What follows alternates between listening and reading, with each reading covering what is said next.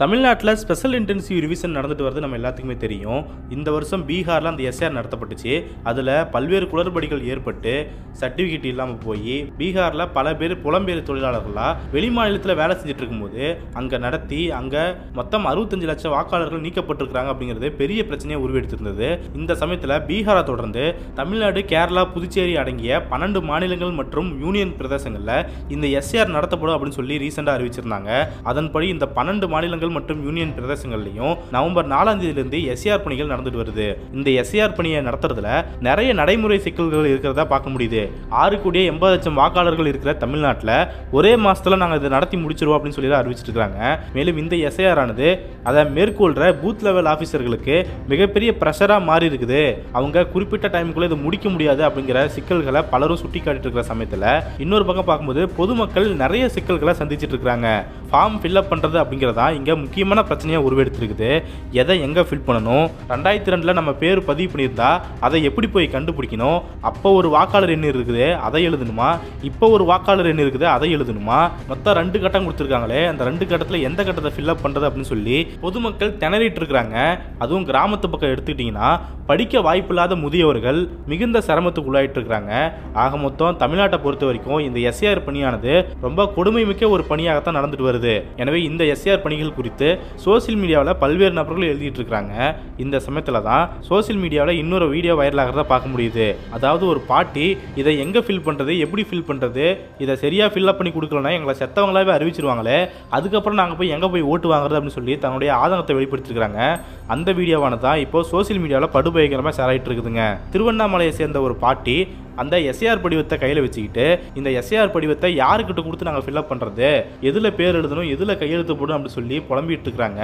அவங்க வெளிப்படுத்துகிற ஆதங்கத்தை நம்ம வார்த்தையால் சொல்லிட முடியாது. எனவே அவங்களுடைய வீடியோவை நீங்களே பாருங்க. இதில் விளக்கம் தெரிஞ்சு நாங்கள் எழுதுற மாதிரி இருக்கிறோமா, எதனா ஒன்று தப்பாக ஆகி போனால் கூட நாங்கள் செத்து போன மாரி அர்த்தம். அப்போ செத்து போனாங்க போய் எங்களுக்கு வரலையே நாங்கள் எங்கே போய் யாரை பிடிச்சி நாங்கள் திருப்பி நாங்கள் வாங்க முடியும். இது இந்த பாட்டிக்கு இருக்கிற பிரச்சனை மட்டும் கிடையாது. தமிழ்நாடு முழுக்க கோடிக்கணக்கான பேர் இதே பிரச்சனையோட தான் இருக்கிறாங்க. இந்த வீடியோவில் அந்த பாட்டி பேசுறதுல முக்கியமாக கவனிச்சிங்கன்னா தெரியும். இந்த ஃபார்ம் ஃபில்அப் பண்ணுறதுல ஏதாவது ஒரு தப்பு நடந்துச்சுன்னா நாங்கள் செத்து போன மாரி அர்த்தம். அப்படி நாங்கள் செத்து போனதாக அறிவிக்கப்பட்ட பின்னாடி யாருக்கிட்ட போய் நாங்கள் திருப்பி கேட்டு வாங்குறது, அதாவது ஓட்டை வாங்குறது அப்படின்னு சொல்லி பகிரங்கமாக கேட்குறாங்க. இதுதாங்க ரொம்ப முக்கியமான விஷயம், ரொம்ப ஆபத்தான விஷயமும் கூட. அதை நம்ம புரிஞ்சுக்கணும்னா இப்போ ஒரு முக்கியமான விஷயத்த நம்ம தெரிஞ்சுக்கணுங்க. அதாவது நவம்பர் 4 இந்த எஸ்ஆர் பணி ஆரம்பிச்சாங்க இல்லையா, அப்பவே நம்முடைய ஓட்டுகள் எல்லாமே நீக்கப்பட்டுருச்சு. நம்ம ஓட்டுகள் எல்லாமே செல்லாத ஓட்டுகள் அப்படின்னு சொல்லி அறிவிக்கப்பட்டுச்சுங்க. எனவே இப்போ இந்த எஸ்ஆர் ஃபார்மை ஃபில்அப் பண்ணி கொடுத்தா மட்டும்தான் உங்களுடைய பெயரானது வாக்காளர் பட்டியலை சேர்த்து கொள்ளப்படும் அப்படின்னு சொல்லி தான் தேர்தல் ஆணையம் அறிவிச்சிருக்கிறாங்க.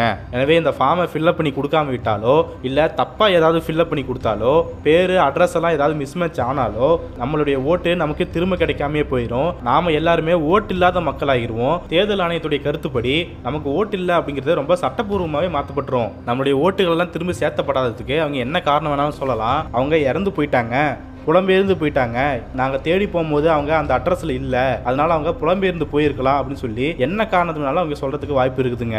எனவே இது போன்ற சிக்கல்களை வச்சு தான் பீகாரில் 65 வாக்காளர்கள் புறக்கணிக்கப்பட்டிருக்கிறாங்க.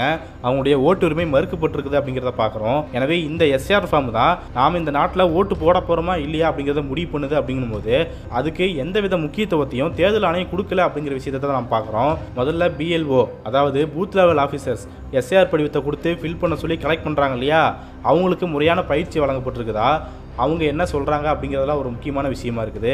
சில இடங்களில் அவங்களுக்கே சில விஷயங்கள் தெரியல அப்படிங்கிற குற்றச்சாட்டு முன்வைக்கிறாங்க. அவங்களுக்கு சரியான பயிற்சி கொடுத்துருக்காங்களா, 3 நாட்குள்ளே பயிற்சியை முடிச்சிடணும்னு சொல்லியிருக்கிறாங்களே, அதெல்லாம் சரியாக நடத்தப்பட்டுச்சு அப்படிங்கிற கேள்வியெல்லாம் எழுதுங்க. இன்னொரு பக்கம் பார்க்கும்போது 2002 நடத்தப்பட்ட எஸ்ஆரில் நம்மளுடைய பேர் இருக்குது அப்படின்னு செக் பண்ணுறதுக்கு என்ன மாதிரியான வழிமுறைகள் இருக்குது அப்படிங்கிறத பூத் லெவல் ஆஃபீஸர்ஸ் யாருக்கிட்டையுமே தெரிவிக்கிறது கிடையாது.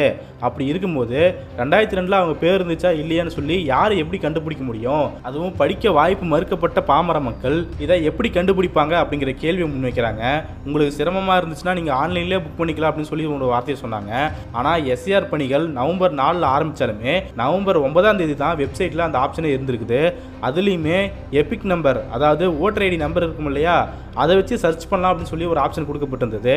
ஆனால் இப்போ கிடைச்சிருக்கிற அதிர்ச்சி தகவலின்படி ஓட்டர் ஐடி நம்பர் போட்டு சர்ச் பண்ணுற ஆப்ஷனையுமே தூக்கிட்டாங்க, நீக்கிட்டாங்க அப்படிங்கிற மோசமான தகவல்களை சோசியல் மீடியாவில் சொல்லிட்டு இருக்காங்க. எனவே இந்த சிக்கல்களை களையணும்.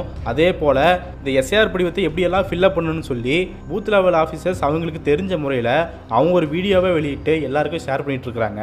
ஆனால் இதுக்கு முழுக்க முழுக்க பொறுப்பேற்றுக்கிற மக்களுக்கு பாரத்தை கூட்டிகிட்டு இருக்கிற தேர்தல் ஆணையம் இந்த ஃபார்மை எப்படியெல்லாம் ஃபில்அப் பண்ணணும் அப்படின்னு சொல்லி ஒரு வீடியோ காட்சியை வெளியிடவே கிடையாதுங்க. சோசியல் மீடியாவில் கோரிக்கை வந்து அரசியல்வாதிகள் பேசி தான் இப்போ நேற்று, அதாவது நவம்பர் 12 அன்னைக்கு தான் அந்த வீடியோவை சோசியல் மீடியா பக்கத்தில் வெளியிட்டு இருக்கிறாங்க. எனவே தேர்தல் ஆணையம் இவ்வளோ மெத்தனை போக்காக செயல்பட்டு இருக்குது. ஆனால் மக்கள் அல்லல் பட்டுக்கிட்டு இருக்கிறாங்க அப்படிங்கிறதான் இந்த பாட்டி பேசக்கூடிய வீடியோ மூலமாக நமக்கு தெரிய வரக்கூடிய விஷயமா இருக்குதுங்க. மேலும் இதில் இன்னொரு நடைமுறை சிக்கல் என்ன இருக்குதுன்னா, இப்போ ஒரு முதிய வயது மிக்க நபர் 1955 பிறந்திருக்காங்கன்னு வச்சுக்குவோம். இப்போ அவங்களுக்கு ஓட்டு இருக்குது. அவங்க 2002 எஸ்ஏஆர்லையும் பதிவு பண்ணியிருக்கிறாங்க. அவங்க எப்படி போய் சர்ச் பண்ணுவாங்க அப்படிங்கிற ஒரு கேள்வி இருக்குது. சரி, கூட மாட ஹெல்ப் பண்ணுறாங்க, அதையும் சர்ச் பண்ணி கண்டுபிடிச்சிட்டாங்க அப்படின்னும் போதும் அவங்க பிறந்த தேதி, அவங்க அப்பா அம்மாவுடைய பேர், எங்கள் அப்பா அம்மாவுடைய ஓட்டர் ஐடி நம்பரு இருந்தால் குறிப்பிடணும்னு சொல்லி குறிப்பிடுறாங்க. ஆனால் பிறந்த தேதியை கன்ஃபார்மாக கேட்குறாங்க.